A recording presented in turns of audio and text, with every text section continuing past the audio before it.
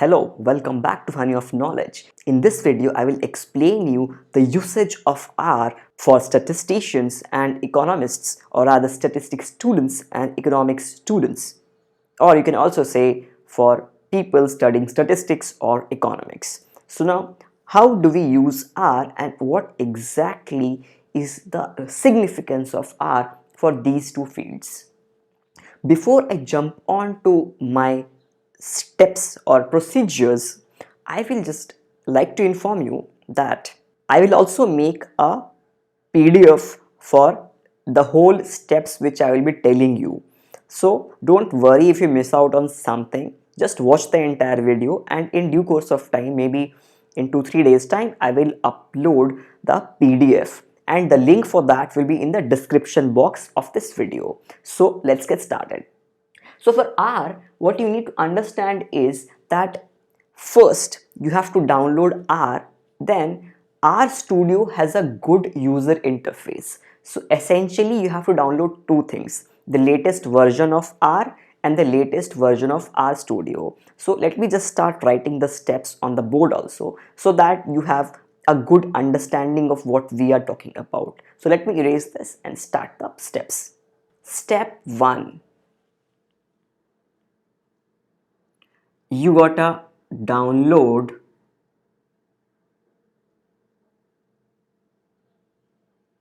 R, the latest version of R. Step 2. Download R Studio, the latest version of R Studio. Now the thing is, you can use R directly without downloading R Studio. You have a user interface for R as well, but the moment you download R Studio, it gives you a better interface to work your problems with. So let's jump on to the next step.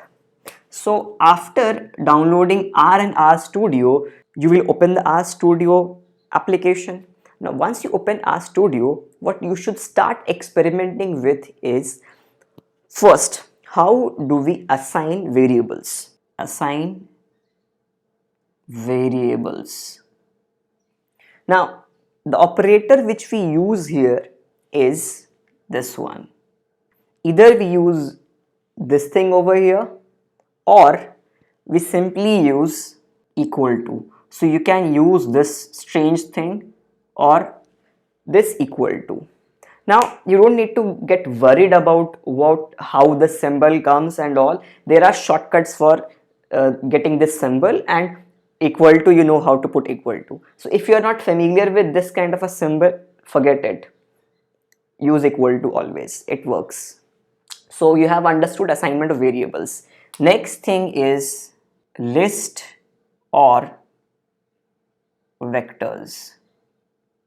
So in R, what you should start working with data is a list data or a vector data. And how we define that list or vector data?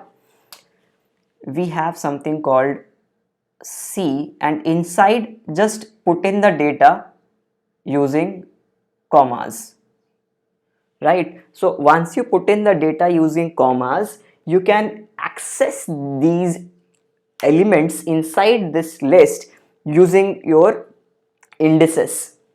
Now once you know what is a list or vector in R, next step, the logical step, is to understand a data frame or DF. So next step is understand data frame. I'll just write capital DF denoted for data frame. So what do we mean by data frame? Data frame is essentially a collection of columns. And when you have columns, you definitely need to have rows, right? So in general sense, what columns are essentially variables and rows are the observations. So a standard data frame which will have, let's say, 3 columns. Column 1 is, like, say, name, column 2 is height, column 3 is weight, and your observations would be the name, height, weight for first person, second would be name, height, weight for the second person, and so on. You can also get the dimension of 4 and 5 using specific commands. The thing over here is I don't want you guys to get overwhelmed with the commands in the initial stages. You can get help on Google for everything in R. It's very simple. So take these 5 steps as your day 1 or day 2 exercise. Don't take more tasks in your first couple of days. In your first couple of days, just get these things done. Download R Studio, assignment of variables, use equal to if you don't get this symbol, list vectors, or this guy. How do you get list vector? Use C and inside the bracket, separated by commas, put the values. And 5, understand DF. What is a DF? DF is a collection of columns and rows are the observations. So once you get these things done, then we can move on to the next step. Pretty much everything in R which is useful for statistics or economics is handled using either the base R commands or standard packages. Now what do I mean by base R commands? So when you download R and R Studio, there are few functions which come inbuilt. You can call those functions using 1 or 2 lines, and those are your base R commands. Now you can also take the advantage of community functions. Now those community functions are known as packages. So these are developed by R users like you and me. So they make these functions and package them into a package so that you can use them at your need. So whenever you need to get some statistics work done or economics work done, so a lot of things you don't need to write functions for, because that is an hindrance for people who are from statistics or economics and want to learn programming. They are not familiar with programming concepts. So you don't need to code in R to use your statistics concepts. Try to Google an appropriate package for that, because you will get appropriate package for everything. So what I will suggest you is to download few standard packages, right? The first being, I'll jump to the next step now. So the next step is to familiarize yourself with R commands. Now when I say R commands, what I mean here is try to understand what can be done by your base R commands or the inbuilt functions and your packages. Now once we understand that we need to download some package for getting something done because we don't have a base R command for that, next thing is getting few standard packages into your system. A good way to start would be your Dippler. Then you can start with mass and so on. You can, once you start working on R and R Studio, will automatically figure out that this is something which I need to get done and I need a package for that. So just download these packages, and the way you download these packages in R Studio is install.packages. So let me just make it again clear that I don't want to get into the commands part of it, because you guys are already smart enough to understand how to get this thing done. If you're watching this on YouTube, I don't feel that you are technically challenged. You're not. So you can easily figure that out. So I'll just tell you that, and after that you can just pick it up on your own. So just use install.packages and inside your bracket just put the name of the thing over here. So you can also get this thing done using the UI in R Studio. If in R Studio there's a lot of UI built in so that you don't have to write a lot of commands. So once you get these packages or the package which you need for your specific task, you're pretty much done. Write few lines and your task is completed. So now comes that you also need to understand that in R and R Studio there are a lot of versions of that same package. So once you land into an issue, that issue could be because your current R and R Studio is not supporting the version of the package which you have installed.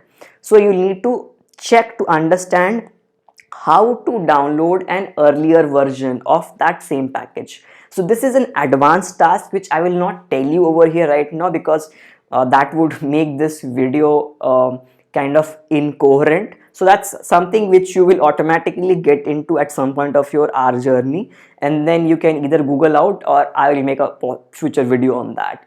So that is one part of it, that you might run into such issues. And there are other issues also, that there are few commands in these packages and other packages which get deprecated. By that I mean that in the newer versions of that package, the old commands do not work the same way.